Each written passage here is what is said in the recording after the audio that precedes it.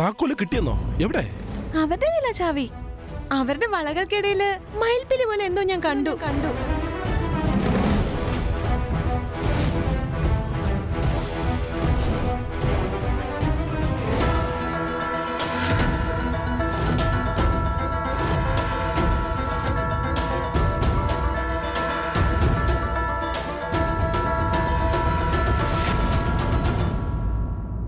നിന്റെ കയ്യിൽ എന്താ ഉള്ളത്? കാണിക്കേ. അത്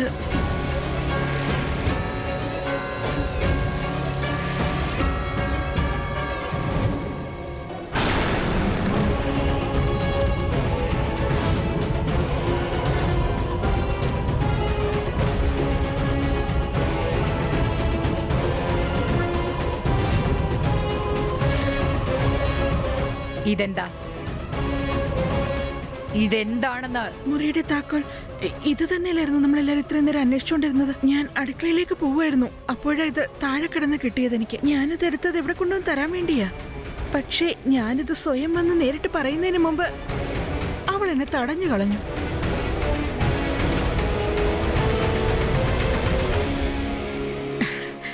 ഇതാ.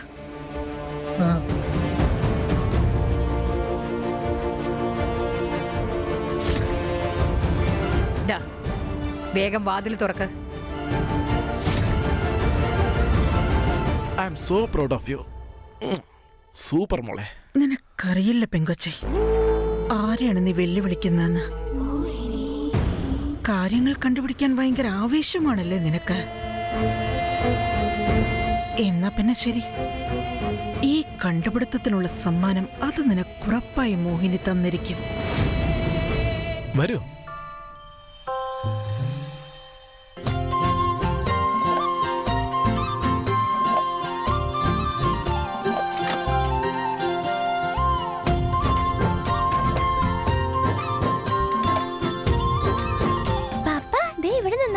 സൂര്യനദിക്കുന്നത് ശരിക്കും കാണാൻ പറ്റും. അതെ മോനെ. പപ്പ ഞാൻ ഇതിനെ കുറിച്ച് പഠിച്ചിട്ടുണ്ട്. രാജാക്കന്മാരുടെ മുറി പ്രത്യേകിച്ച് പ്രകൃതിക്ക് അനുസരിച്ചിട്ടാണ് ഡിസൈൻ ചെയ്യുന്നത്. പിന്നെ ഈസ്റ്റ് സൈഡ് വിൻഡ് ഉള്ളത് കൊണ്ട് നമുക്ക് നേരിട്ട് സൂര്യനെ കാണാം. അപ്പൊ പിന്നെ ദിവസം മുഴുവൻ എനർജറ്റിക് ആയിട്ട് ഇരിക്കാം. അങ്ങനെയല്ലേ പപ്പ? കറക്റ്റ് ആയിട്ടാ പറഞ്ഞേ.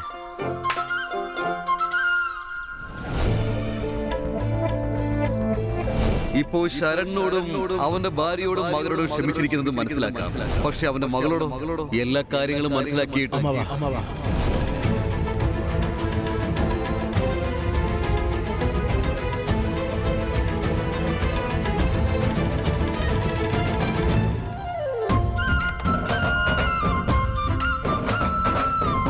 ഇപ്പൊ റൂം കംപ്ലീറ്റ് ആയില്ലേ? വൗ. അച്ഛന്റെ മോളുടെ ഈ സന്തോഷത്തിന് ആരുടെയും കണ്ണ് തട്ടാതിരിക്കട്ടെ. മരുമകളെ, ചിത എവിടെയാണ് കത്തിക്കേണ്ടത്? പുറത്ത് നടന്ന കാര്യങ്ങളൊന്നും നീ കണ്ടില്ലേ? സിംഹാസനത്തിൽ ഇരിക്കണമെന്നുള്ള ആഗ്രഹവും അരമനയിൽ രാജാവിന്റെ അന്തപ്പുരത്തിൽ ഉറങ്ങണമെന്നുള്ള ആഗ്രഹവും റാണിയാകാനുള്ള മോഹവും എല്ലാം ഇപ്പോഴാണ് തകർന്നടിഞ്ഞത്. അതുകൊണ്ട് ചിത ഒരുക്കിക്കൂ. ചിത എരിയുമെന്നുള്ള കാര്യം ഉറപ്പാണ് അച്ഛാ. പക്ഷെ മോഹിനിയുടെ സ്വപ്നങ്ങളുടേതല്ല, റാണി അമ്മയെടുത്ത് തീരുമാനങ്ങളുടെ.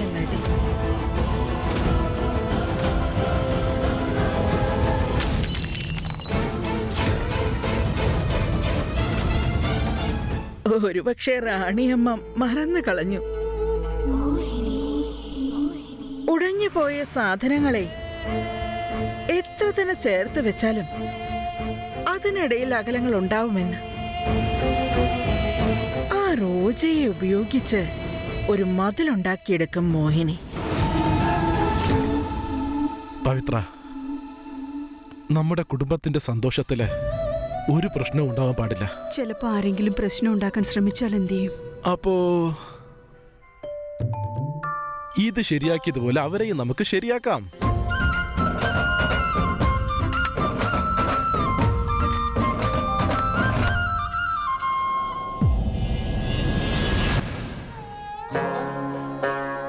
പ്രേം, നീയാണോ? എന്താ ഇതൊക്കെ? ഇത്രയും വർഷങ്ങൾ എന്റെ ചേട്ടൻ രാഖി കെട്ടാൻ കഴിഞ്ഞിട്ടില്ല. ഇപ്പൊ ചേട്ടന് സമ്മതമാണെങ്കിൽ ചേട്ടന് രാഖി കിട്ടുന്നത് നിന്റെ അവകാശമാണ്. ഇതൊന്നും ചോദിക്കേണ്ട യാതൊരു കാര്യമില്ല.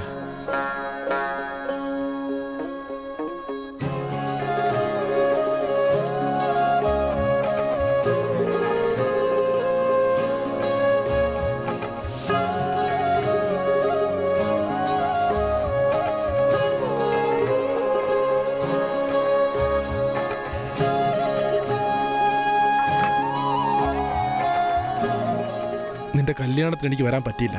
ദയവ് ചെയ്ത് എന്നോട് ക്ഷമിച്ചേക്ക്. ചേട്ടൻ ജയ്പൂരിലാണെന്നുള്ള കാര്യം എനിക്ക് അറിയത്തേ ഇല്ലായിരുന്നു. ഇല്ലെങ്കിൽ ഞാൻ ഉറപ്പായിട്ടും വീഡിയോ എങ്കിലും അയക്കുമായിരുന്നു.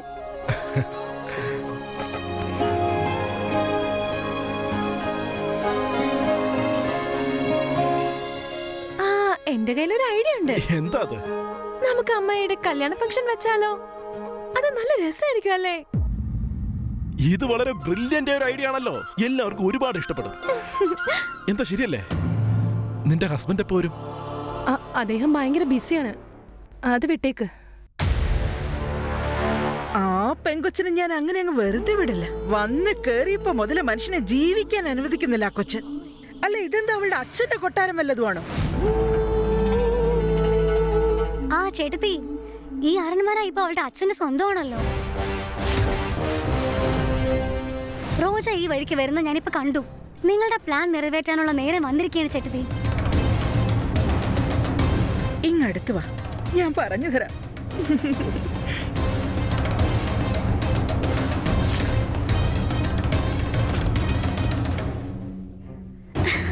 ആഹാ ചേട്ടത്തി, അടിപൊളി. ആർക്കും ചിന്തിക്കാൻ പോലും പറ്റാത്ത അളവിലേക്ക് നിങ്ങളുടെ ബുദ്ധി പോകുന്നുണ്ടല്ലോ. എന്റെ കണ്ണു തന്നെ കെട്ടാതിരുന്നാ മതി.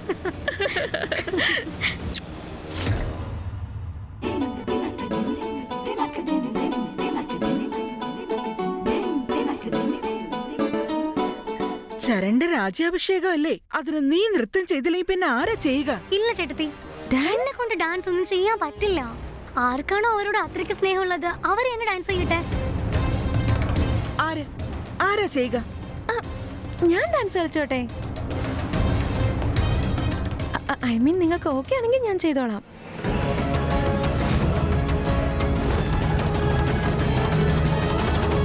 ഞങ്ങളുടെ സംസാരം ഒളിഞ്ഞു നിന്ന് കേൾക്കുമായിരുന്നോ?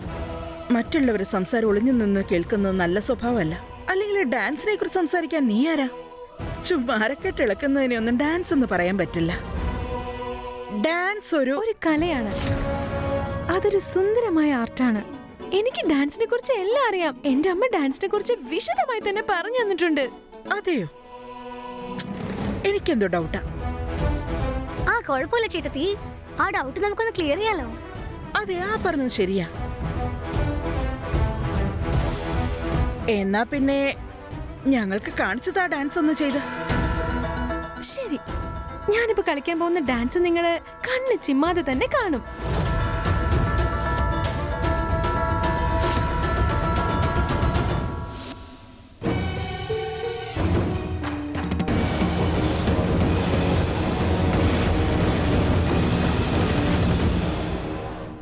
ഇതൊരു അരൺമനയാ. ഇവിടെ ചെലങ്കയുടെ ശബ്ദം കേൾക്കുന്നവരെ ഫീലിങ്സ് ഒന്നും വരില്ല. എടുക്ക്.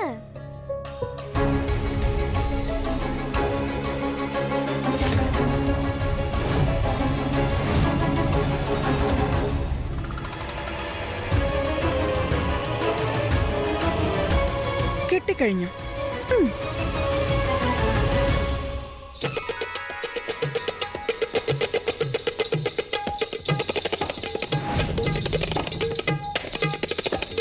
രാജ്യസഭയില് ഇത്തരം പാട്ടുകൾ ഡാൻസ് കളിക്കോ? വെറും ഒരു ട്രെയിനിങ് ആണ്. ഇതില് ഡാൻസ് ചെയ്താ പിന്നെ ഏതിൽ വേണമെങ്കിലും ഡാൻസ് ചെയ്യാൻ പറ്റും. അതും ശരിയാണ്.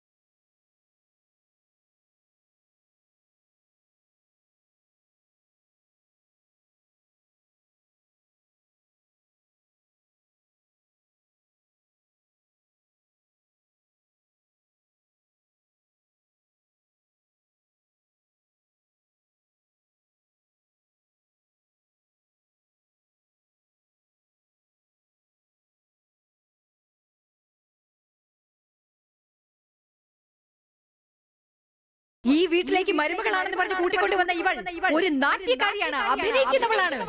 നാട്യക്കാരി ഇന്ന് അവളുടെ ചോരത്തിളപ്പ് കാണിച്ചുകൊണ്ടിരിക്കുകയാണ്.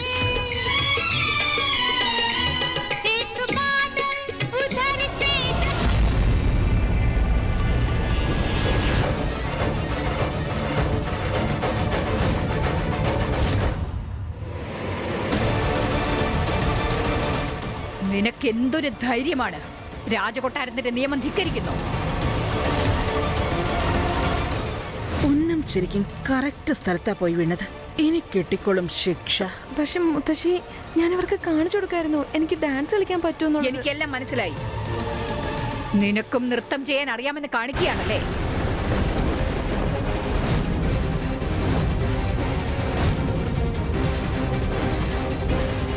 ഈ രാജകൊട്ടാരത്തിൽ നൃത്തം ചെയ്യുന്നവരെ നാട്യക്കാരി എന്നാണ് പറയാറ്. അവർക്ക് ഞങ്ങൾ ഇവിടെ ബഹുമാനം കൊടുക്കാറില്ല.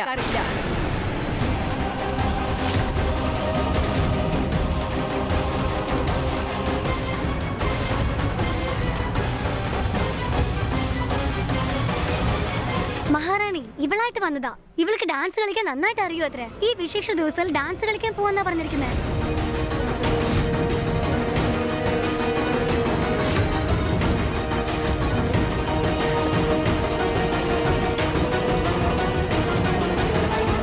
ഈ രാജകൊട്ടാരത്തിൽ ഇനി ഒരിക്കലും ഇങ്ങനെ നടക്കാൻ പാടില്ല.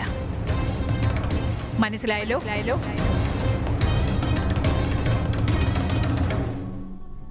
പൊയ്ക്കോ.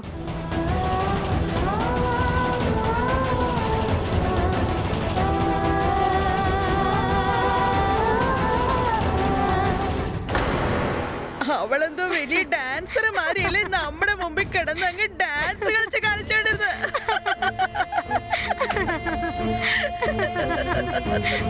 ഇനി അങ്ങ് കാണാൻ പോകുന്നതല്ലേ ഉള്ളൂ നടക്കാൻ പോകുന്ന പൂരങ്ങൾ. എങ്ങനെ ഇങ്ങനെയൊക്കെ ചെയ്യാൻ പറ്റുന്നത്?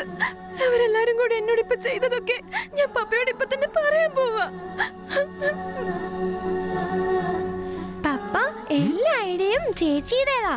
പപ്പയും മുത്തശ്ശിയും കൂടെ കാണാൻ വേണ്ടി ചേച്ചി ഒരുപാട് കഷ്ടപ്പെട്ടു. അങ്ങനെയാണോ? ഇനി ഒരിക്കൽ കൂടി ഞാൻ ഈ കൊട്ടാരത്തിലേക്ക് വരുമെന്ന് വിചാരിച്ചതേ ഇല്ല.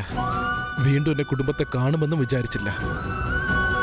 നമ്മുടെ മോള് മാത്രം ഇല്ലായിരുന്നെങ്കിൽ എന്റെ സ്വപ്നം എപ്പോഴും സ്വപ്നമായി തന്നെ ഇരുന്നിരുന്നേനെ. സത്യമായിട്ട് പറയുക, എന്റെ ജന്മദിനത്തിന്റെ നിന്റെ മോൾ എനിക്ക് വലിയൊരു സുന്ദരമായൊരു ഗിഫ്റ്റാ തന്നിരിക്കുന്നത്. The best gift ever. കൊച്ചുകുട്ടിയാണ് അവള്. പക്ഷെ മുതിർന്നവര് പോലും ചെയ്യാൻ മടിക്കുന്ന ജോലിയൊക്കെ അവള് ചെയ്യും. സത്യം പറഞ്ഞാൽ നമ്മുടെ മോള് വളരെ സ്പെഷ്യലാ. അതെ, അത് ശരിയാ. പക്ഷെ ഒരു കാര്യം ആലോചിച്ചിട്ടുണ്ട്. എന്റെ കൈ കൊണ്ട് തന്നെ റോജയ്ക്ക് വേണ്ടി ബിരിയാണി ഉണ്ടാക്കാൻ പോവാ, പിന്നെ കേസരിയും ജിലേബി ഉണ്ടാക്കാൻ പോവാ. പിന്നെ ഞാൻ തന്നെ വാരി കൊടുക്കും. ഓക്കേ അല്ലേടാ?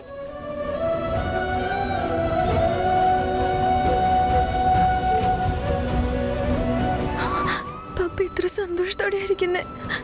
ഞാനിപ്പോ പപ്പയോട് ഡാൻസിനെ കുറിച്ചുള്ള കാര്യങ്ങളൊക്കെ പറഞ്ഞ് മൂഡ് സ്പോയിൽ ചെയ്യാൻ പാടില്ല. ഒരുപാട് വർഷങ്ങൾ കഴിഞ്ഞിട്ടാ പപ്പ കുടുംബത്തോടൊപ്പം ചേരുന്നത്. അങ്ങനെയുള്ളപ്പോ അവരുടെ കുടുംബക്കാരുടെ കൂടെ ഞാനെങ്ങനെ പ്രശ്നം ഉണ്ടാക്കിപ്പിക്കുന്നത്?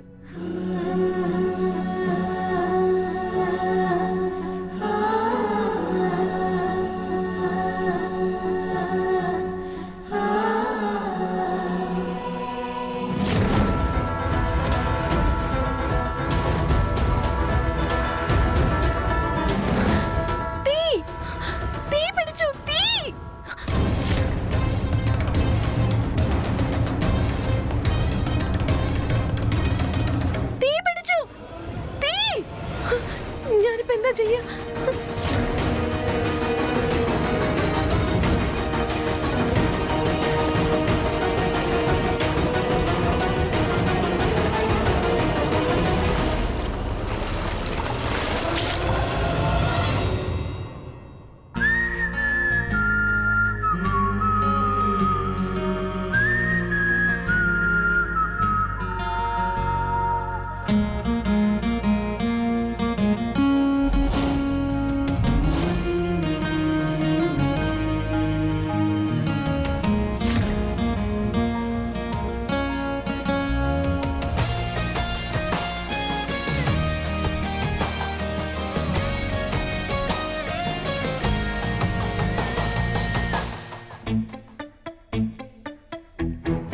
What the hell? ആരാ നീ? ഞാൻ റോജ. നിങ്ങളാരാ? എന്റെ വീട്ടിൽ കയറി വന്നിട്ട് എന്നോട് ആരാന്ന് ചോദിക്കുന്നോ? പിന്നെ സ്മോക്കിങ്ങോ? ഹലോ, നീ റോജ അല്ലേ? മര്യാദക്ക് നീ വെളിയിൽ എങ്ങനെ പോയി ഇരിക്കാൻ നോക്ക്, അല്ലാതെ എൻ്റെ അടുത്ത് കയറാൻ നിൽക്കണ്ട. പിന്നെ ഈ വീട് നിന്റെയാണോ? Are you out of your mind, idiot? എന്നെയാണോ ഇഡിയറ്റ് എന്ന് പറയുന്നേ? നിന്നെ ഞാൻ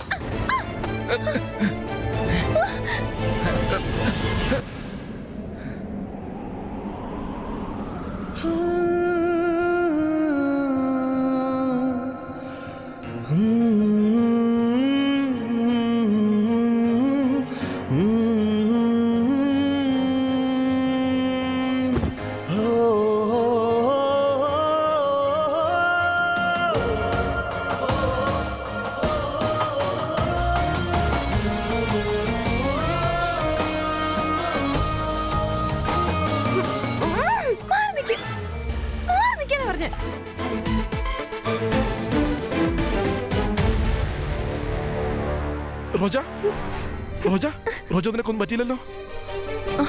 റോജ മോളെ, എന്തു പറ്റി?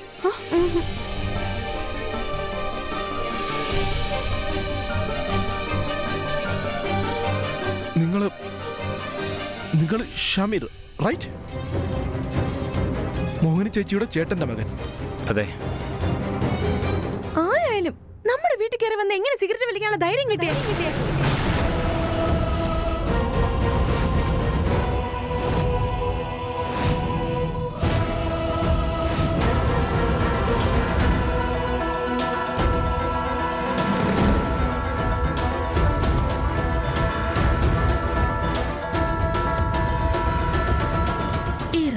എന്നെ എന്തിനാ ഇങ്ങനെ തുറച്ചു നോക്കുന്നത്? സമീറിനെന്തോ ഞാൻ സിഗരറ്റ് കത്തിച്ചു കൊടുത്തതുപോലെയാണല്ലോ അവർ കാണിക്കുന്നത്. മോഹിനി, എന്തോ ഇവനെ ഇങ്ങനെയാണോ വളർത്തിയിരിക്കുന്നത്? നിന്റെ ചേട്ടന്റെ മകനെ ഇങ്ങനെയാണോ വളർത്തിയതെന്ന്? ഇല്ല റാണിയമ്മ, അല്ല, അവനങ്ങനെ ഒരിക്കലും ആയിരുന്നില്ല. ഉറപ്പായും എന്തോ തെറ്റിദ്ധാരണ ഉണ്ടായതാ. എക്സാക്ട്ലി. സിഗരറ്റ് ഞാനല്ലേ, ഇവനാ വലിച്ചത്. ഞാൻ അവനോട് പറയായിരുന്നു സിഗരറ്റ് വലിക്കുന്ന എത്രയോ ഹാനികരമാണെന്ന്. അല്ലടാ, ഞാൻ എന്നോട് പറഞ്ഞില്ലേ? അതെ.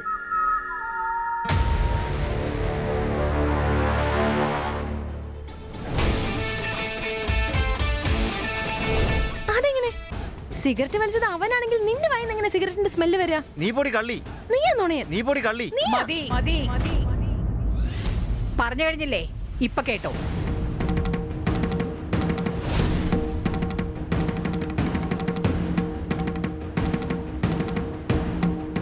നിന്റെ കയ്യിൽ എന്താ ഉള്ളത്?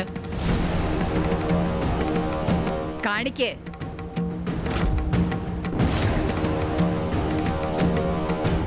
ഈ സിഗരറ്റ് എങ്ങനെയാ നിന്റെ കയ്യിൽ കിട്ടിയത്? അത് ഞാനാ വാങ്ങിച്ചു. നീ ഈ രാജകൊട്ടാരത്തിന്റെ നിയമം ലംഘിച്ചിരിക്കുന്നു. നിനക്ക് ശിക്ഷ ലഭിച്ചേ മതിയാവും.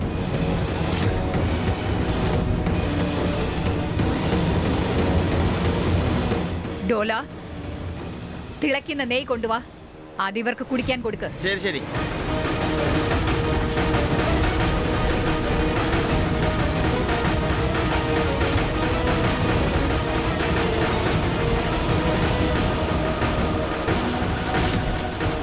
എന്ത്? സിഗരറ്റ് വലിച്ചതിന് ഇത്രയും വലിയ ശിക്ഷയോ? അതൊന്ന് തണുക്കട്ടെ, അല്ലെങ്കിൽ നാക്ക് പുളി പോവും. ഇപ്പൊ തൊണ്ട കത്തുകയാണെങ്കിലോ നാളെ തൊട്ട് ഇവനൊന്ന് സിഗരറ്റ് വലിക്കണം തോന്നത്ത് പോലുമില്ല.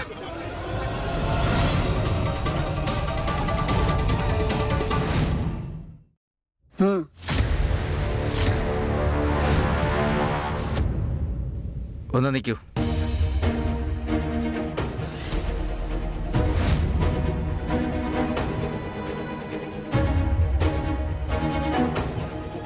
സിഗരറ്റ് അവനല്ല, ഞാനാ വലിച്ചത്.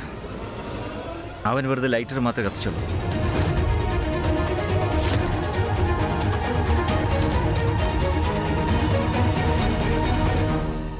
അല്പം ഇറിറ്റേറ്റിംഗ് ആണ്, പക്ഷെ അവന്റെ ഫ്രണ്ടിന് വേണ്ടി തെറ്റ് സ്വയം ഏറ്റെടുക്കുന്നുണ്ട്. കുറച്ച് പ്രശ്നങ്ങളൊക്കെ ഉണ്ടാക്കിയെങ്കിലും ഞാൻ വിചാരിച്ച പോലെ ആളത്ര മോശക്കാരനൊന്നും അല്ല.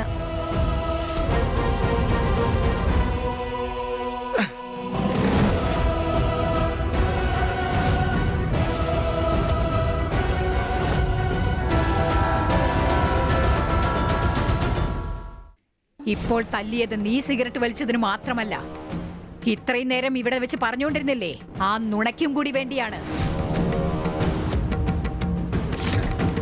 നിന്റെ അച്ഛൻ പറഞ്ഞ നുണ കാരണമാണ് നീ ഇത്രയും കാലം കഷ്ടപ്പെട്ടുകൊണ്ടിരുന്നത്. എന്നിട്ടും നീ നുണ പറയുന്നു. ഇന്നു മുതൽ നീ സിഗരറ്റ് വലിക്കാനും പാടില്ല, നുണ പറയാനും പാടില്ല.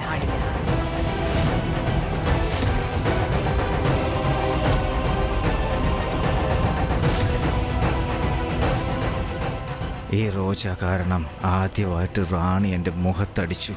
ഉറപ്പായിട്ടും ഇതിന് മറുപടിയൊക്കെ കൊടുത്തേ പറ്റൂ.